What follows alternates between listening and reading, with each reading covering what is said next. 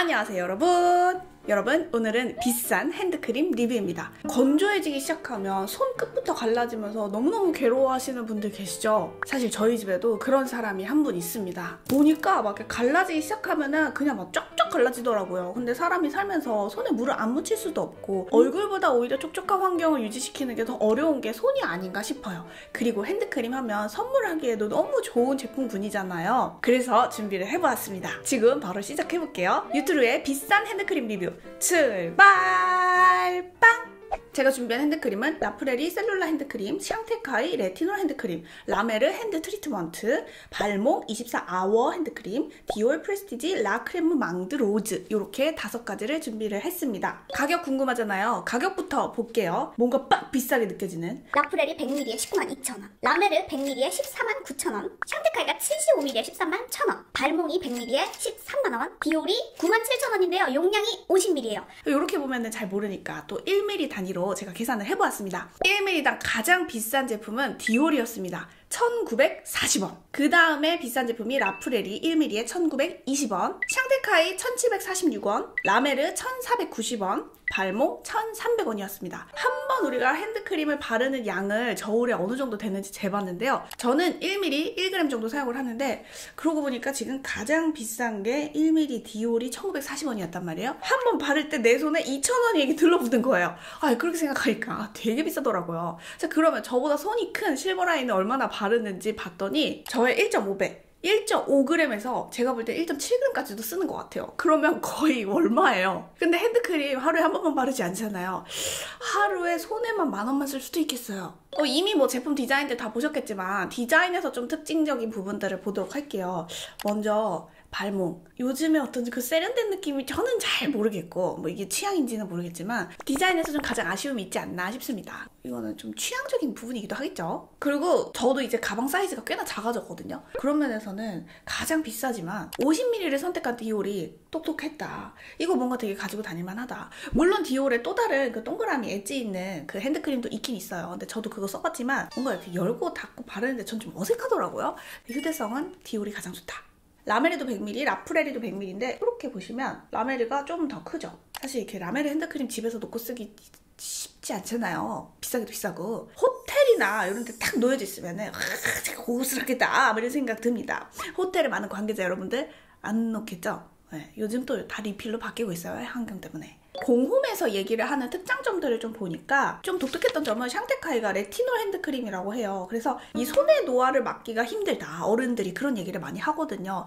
손에도 노화를 좀 더디게 해주고 싶다 하면은 레티놀 핸드크림이라는 건 효과가 있을 순 있긴 하겠다. 그리고 라프레리, 라메르 다 유명한 브랜드라고 해도 저도 라메르라는 브랜드를 알게 된 지가 뭐 몇 년 되지 않았어요. 그래서 이 브랜드들이 어느 나라 제조인지 그것도 봤어요. 라프레리, 샹테카이, 발몽 모두 다 스위스 브랜드입니다. 아니 이렇게 스위스는 뭘 그렇게 비싼 걸 그렇게 만들어오고 그래요? 그 스위스 브랜드 중에 그 파란 색깔 그런 것도 뭐 어디 스위스고 그래요. 그리고 신기했던 게 라메르가 원래 벨기에 제품이에요? 그러고 보니까 디올은 어디예요? 디올 느껴봐. 디올 프랑스였네. 디올 그래.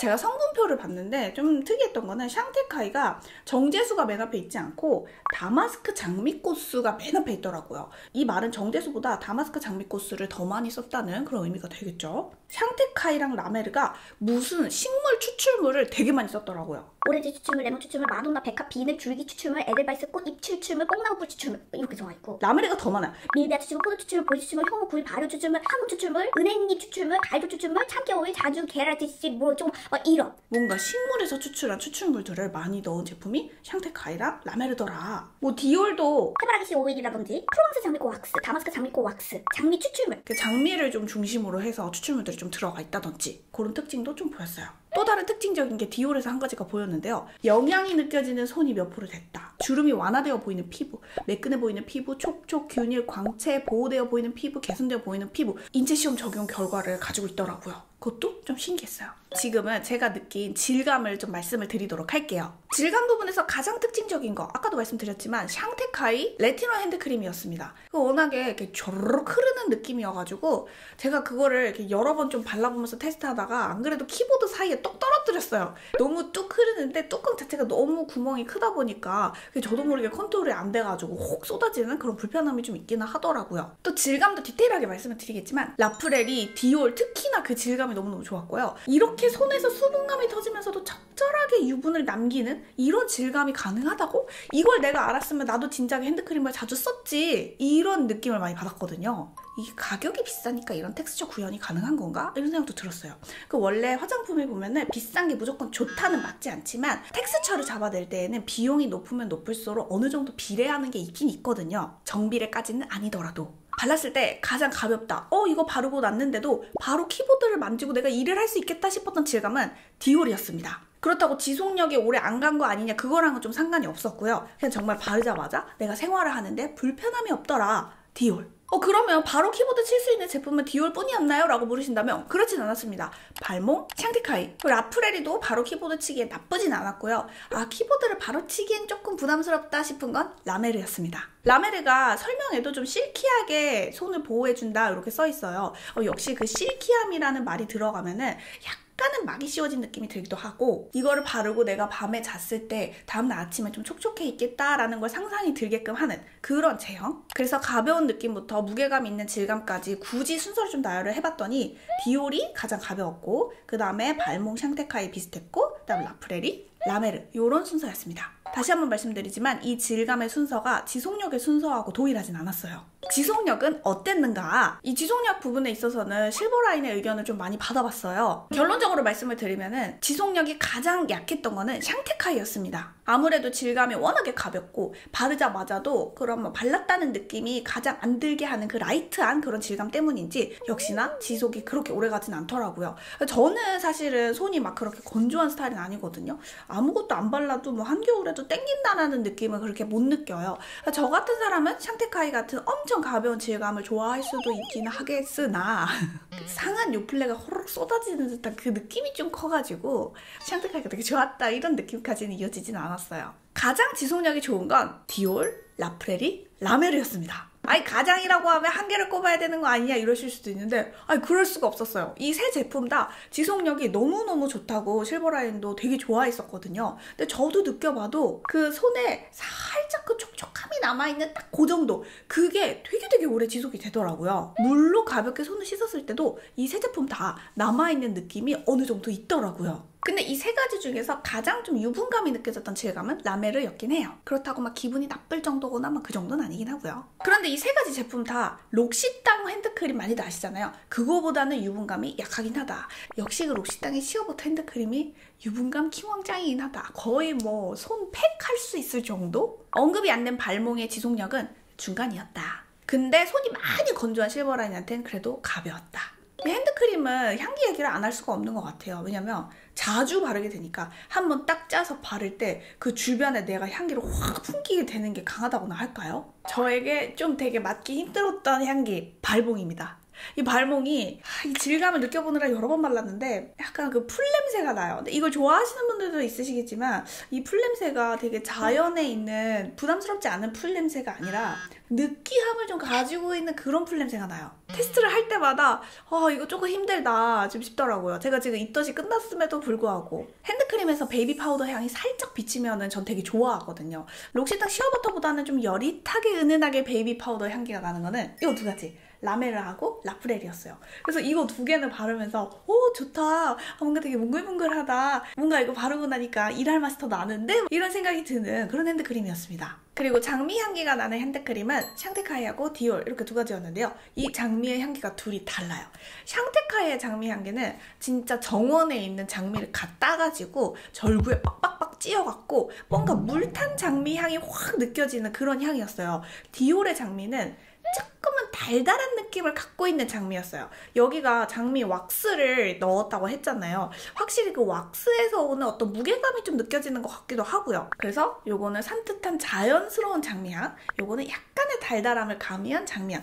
그렇다고 해서 느끼하거나 그런 향은 아니었습니다. 두 가지 제품 다 엄청 기분 좋게 하는 그런 장미향. 향기 중에 베스트를 꼽으면요, 전 샹테카이. 그럼 실버라인의 향기 베스트? 바르자마자 기분이 너무 좋아.